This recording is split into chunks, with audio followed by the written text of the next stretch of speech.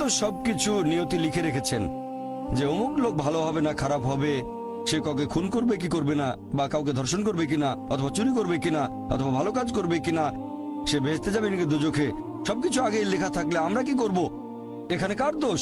যদি কাউকে খুন করি, আল্লাহ আমার কদরে লিখেছেন, আমি খুন করবো আর করে ফেললাম, এই দোষটা কার? দোষ তো আল্লাহর। তাহলে আমাকে দোজখে পাঠানো হবে কেন?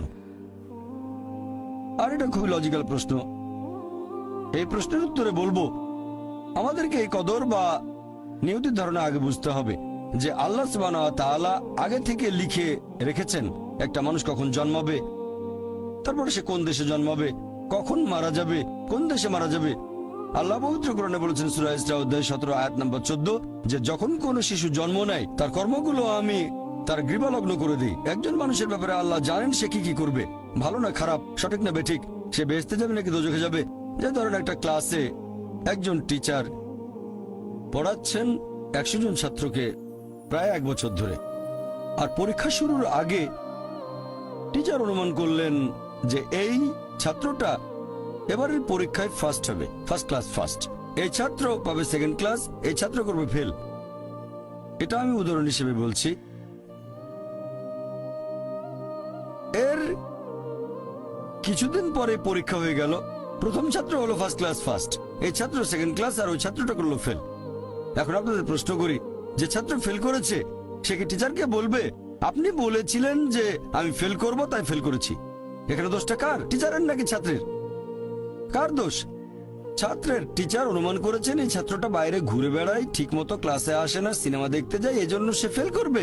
ওই ছাত্র মোটামুটি মাঝারি, এই ছাত্র খুব মেধাবী, অনেক পরিশ্রম করে, তাই টিচার পরীক্ষা শুরু হওয়ার আগে অনুমান করেছেন এই ছাত্র হবে ফার্স্ট ক্লাস ফার্স্ট, এই ছাত্র সেকেন্ড ক্লাস, ওই ছাত্র ফেল। তারপর আসলে ওই ছেলে ফার্স্ট ক্লাস ফার্স্ট, এই ছেলে সেকেন্ড ক্লাস, আর ওই ছাত্র ফেল। টিচার অনুমান করেছেন, তার মানে এই না যে দোষটা টিচারেরই হবে। টিচার সবাইকে পড়িয়েছেন সঠিকভাবে, সমানভাবে। একইভাবে আল্লাহ সুবহানাহু ওয়া তাআলার আছে ইলমে গায়েব, তিনি ভবিষ্যৎ সম্পর্কে জানেন। কিছু জিনিস ঠিক করা আছে যে এই লোকটা জন্মাবে অমুক দেশে, জন্মাবে অমুক দিনে, আর সে মারা যাবে অমুক দেশে অমুক তারিখে, ইত্যাদি ইত্যাদি। তার পরিবেশ ধনী হবে নাকি গরিব হবে, তবে পছন্দটা এখানে আপনার। যেমন ধরেন 12 স্ট্যান্ডার্ড পাশ করার পরে অপশন আপনার হয়তো ইঞ্জিনিয়ার হবেন, অথবা ডাক্তার হবেন, বা একজন আইনজীবী। এখানে পছন্দ আপনার, ঠিক করলেন আপনি হবেন ইঞ্জিনিয়ার। এখন আল্লাহ এটা আগে থেকেই জানেন যে 12 স্ট্যান্ডার্ড পাশ করার পরে আপনি ইঞ্জিনিয়ার হওয়ার চেষ্টা করবেন, তাই আল্লাহ আগে লিখে রেখেছেন। ব্যাপারটা এমন না যে আল্লাহ লিখে রেখেছেন বলে আপনি বেছে নিচ্ছেন। যেহেতু আপনি এটাই বেছে নেবেন, তাই আল্লাহ আগে লিখে রেখেছেন।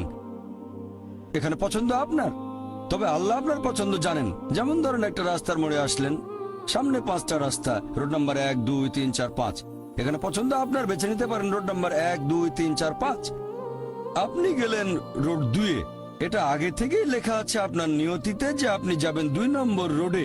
ব্যাপারটা এমন না যে আল্লাহ লিখেছেন বলে আপনি করছেন, যেহেতু আপনি এটাই বেছে নেবেন তাই আল্লাহ আগে লিখে রেখেছেন।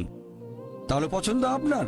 আপনি চাইলে টাকা উপার্জন করতে পারেন ভালো কাজের মাধ্যমে, হালাল উপায়ে, অথবা পারেন চুরি করে হারাম উপায়ে। পছন্দ আপনার। ধরেন চুরি করলেন, এটা আপনার সিদ্ধান্ত, তবে আল্লাহ আগে থেকে জানেন যে এই লোকটা সহজে টাকা পেতে চায় তাই চুরি করবে, তাই আল্লাহ আগে লিখে রেখেছেন যে এই লোকটা 25 বছর বয়সে চুরি করবে। এখানে দোষটা কার? দোষ আসলে আপনার, তবে আল্লাহর আছে ইলমে গায়েব, তাই তিনি আগেই লিখে রেখেছেন।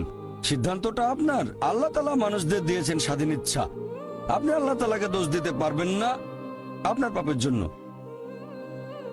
যদি আপনি দোজখে যান, যাবেন আপনার পাপ কাজগুলোর জন্য।